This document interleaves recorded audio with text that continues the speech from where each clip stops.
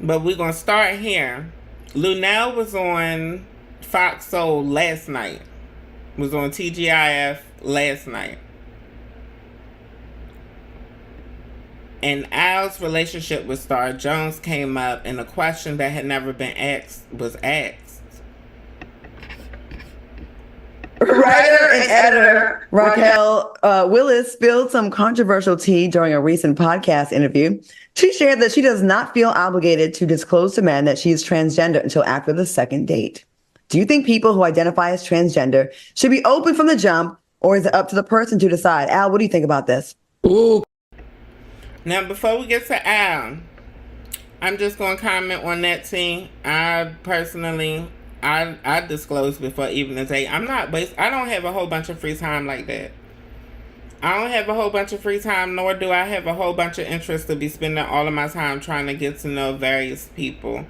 You know, I vet people before I even meet them in person. I'm open to a blind date, but that rarely happens. The one time it did happen, it resulted in the healthiest, best relationship I've ever been in. But I was too young to appreciate it. Anyway. Yeah, I tell, no, I'm not into dating straight people either. You know, y'all can have that. Yeah, I'm not the heteronormative girl, honey.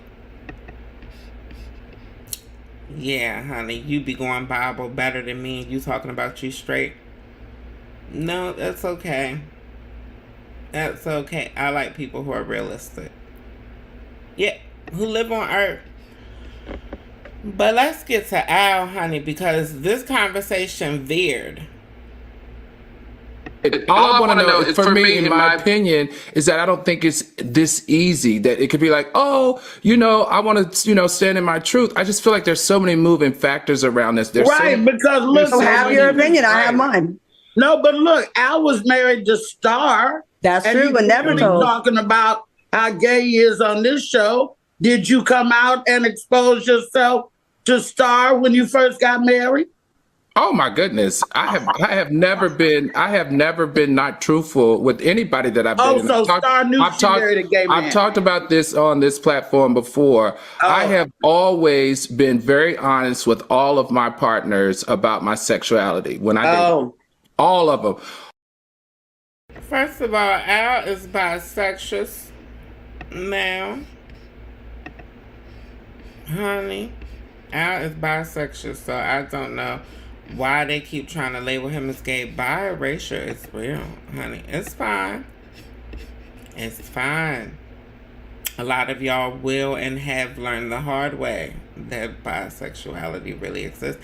It might be hard for you to process, and that might be why you want to erase it. Yeah. Think about it. But anyway, speaking of Al, honey, Al calls into Funky Dineva while Funky Dineva was live, and Funky Dineva answered it on speaker. Honey. Beautiful thing. The beautiful thing about it is Tiana Taylor don't need them $8,000. She really don't. She don't need. Oh, this Al calling me right here. This Al right here. Hey. Listen. Hold on before you talk. No, I'm on live.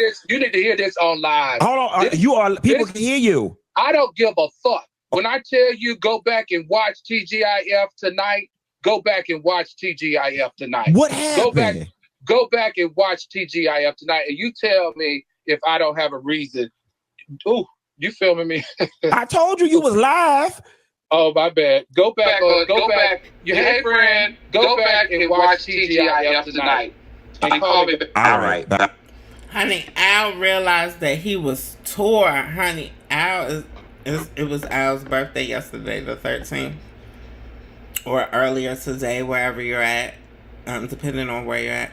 Yes, honey, Al was tore. Honey, have Funky flustered and everything. Funky was like, I gotta find out the tea. I was like, go and see. Honey, I was heated. So, I had to go and see. Honey, and we about to see together. Because the only thing I've seen, yes, that's what took me so long to come on. The only thing I saw, y'all, was him getting roasted for his birthday. So I want to know if y'all think that that's the tea, but we gonna run it. Hold on, let me just. I'm sorry. Let me just make sure it's loaded, honey, before we get it popping. Yeah, she looks loaded. All right. Let's run it. And soulmates, we'd like you to join in on the fun as well. Armon, would you like to go first or second? You can go first. Okay. All right. Today we celebrate our co-host's birthday with a good old-fashioned roast, TGIF style. So here we go. Happy birthday, Al Reynolds, the man who, if name dropping was a class at Bowie State University, you'd be valedictorian. Yes. Al Reynolds, the man, if the rich male celebrity butt kissing was a sport, he'd be a world record holder. Yes. The man whose tolerance for alcohol is almost as high as that new booty. And don't yes. Al Reynolds gay, because he is truly a bisexual man, and you will respect that. Bisexual, spelled B-U-Y sexual. Now look, it's not all shade in this roast. Al Reynolds is one of the hardest working men in America. He keeps a job, and much like his many relationships with women, allegedly plentiful, but there's no real witnesses to verify any of them. But anyway, seriously, Al, I really cannot imagine how different this show would be without you and without hearing your unique way of pronouncing words like woman and brutality. Happy birthday to the Black version of Ed McMahon, who's successfully making six figures by being a laugh track to our show. Happy birthday. Get ready to gag. Armon about the roast. And remember all the great things I've said about you at the top of the show, Al. You know, but because this is truly your birthday. Now, everyone, I wrote it down. Gather round. It's roast time, okay? Today we're celebrating our very own Al Reynolds' birthday. Al, you're a man of many talents, some of which include being messy, causing drama, and having a knack for making our workplace feel like a reality TV show. Al's got a unique ability to smile in your face, snap a picture, and go behind your back and talk about you to your coworker that he claims he hates. It's like he's got a PhD in two-faced studies, okay? Due to Al's special relationship with management and his hypersensitivity, we are not allowed to talk about his failed marriage. So even though he's brought it up many times, I'll steer clear of that topic to keep my job.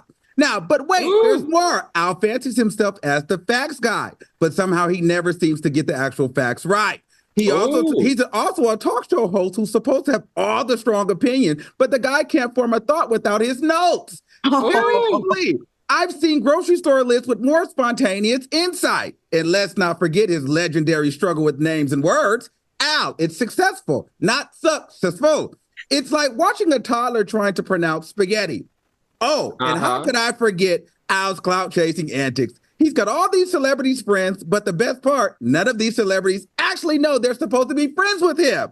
And as if that wasn't enough, Al is currently on a mission to get our talk show canceled. His nasty, childish, slightly jealous attitude is working overtime to torpedo our show. It's like he's auditioning for a soap opera villain role. But despite all the chaos, let's not forget it's your birthday, Al. Okay? So here's to you. May your future be as drama-free as your past has been drama-filled. Happy birthday, Al. That was a roast. That was ratchet, and I enjoyed every second of it. Thank you, Armon. Thank you. Baby, the shade and all of that is real. And if that's what you got to use to get it, use it. Hey, listen, I'm auditioning for Netflix. That's what you got to do to use it, get it, baby. Listen, that was hot. That Netflix taught me, Bishop, you got to go hard, baby.